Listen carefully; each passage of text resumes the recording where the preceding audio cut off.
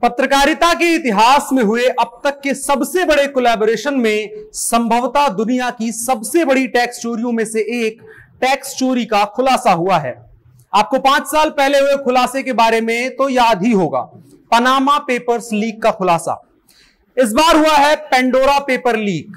दुनिया भर के लगभग 1.20 करोड़ दस्तावेजों को खंगालने के बाद आईसीआईजे यानी international consortium of investigative journalist ने यह रिपोर्ट प्रकाशित की है।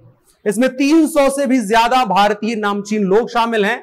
इसमें पूर्व क्रिकेटर सचिन तेंदुलकर, जॉर्डन के शाह अब्दुल्ला II, ब्रिटेन के पूर्व प्रधानमंत्री टोनी ब्लेयर, चेक गणराज्य के प्रधानमंत्री आंद्रेज बाबिस, उद्योगपति अनिल अंबानी, पाकिस्तान के प्रधानमंत्री इमरान खान और रूसी राष्ट्रपति व्लादिमीर पुतिन के सहयोगियों के नाम शामिल हैं।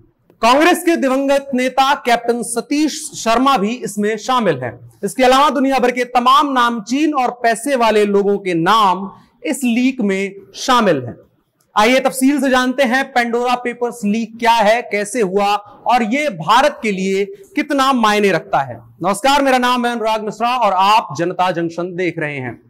जैसा कि हमने ऊपर बताया, पेंडोरा पेपर्स लीक दुनिया भर से लीक हुई तकरीबन 1.20 करोड़ फाइलें हैं, जिसमें छुपी हुई संपत्ति, टैक्स से बचने के तरीकों, दुनिया भर के कुछ अमीर और शक्तिशाली लोगों द्वारा मनी लॉन्ड्रिंग का खुलासा हुआ है। 117 देशों के 600 से ज्यादा पत्रकारों और 140 मीडिया ऑर्गेनाइजेशंस ने कई महीनों तक लगातार काम किया और लगभग 15 अलग अलग स्रोतों से दस्तावेजों को खंगालते हुए तमाम खुलासे किए हैं। इंडियन एक्सप्रेस की रिपोर्ट के मुताबिक आईसीआईजे के नेतृत्व में यह खुलासा हुआ है।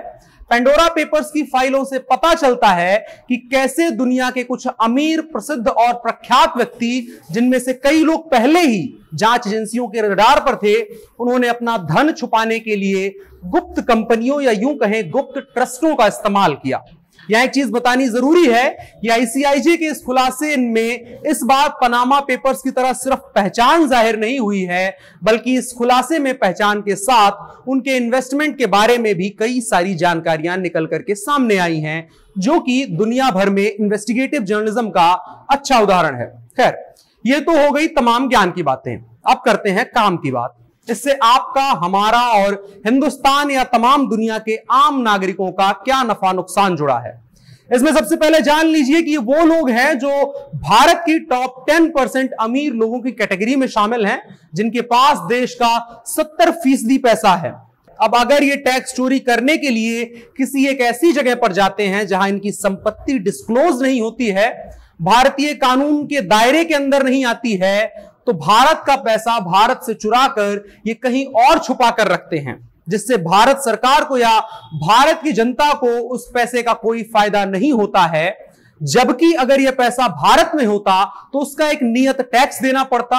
वो पैसा जब भारत में होता तो वो एक इन्वेस्टमेंट की तरह काम करता, जिससे हाल फिलहाल में बढ़ रही बेरोजगारी दर को कंट्रोल किया जा सकता था, नए रोजगार सृजन के अवसर उत्पन्न होते और तमाम और भी विकास के काम हो सकते थे, वगैरह वगैरह। लेकिन क्योंकि ये पैसे भारतीय कानून के अंदर नहीं थे, तो ये पैसे भारत के होते हुए भी भारत के किसी काम के नहीं थे। तो प्रमुख जो नुकसान है भारत की आम जनता का, वो यही है कि भारत की कमाई भारत के विकास में कहीं से कहीं तक काम नहीं आ रही है। अब सवाल यह भी उठता है कि लोग पैसों को छुपाते क्यों हैं। इसकी सबसे बड़ी वजह यह है कि भारत में लगने वाला जो इनकम टैक्स है वो लगभग 30% का है। इनकम टैक्स के दायरे में आने पर कोई भी व्यापारी हर मुमकिन कोशिश करेगा कि उसको कम से कम टैक्स देना पड़ जाए।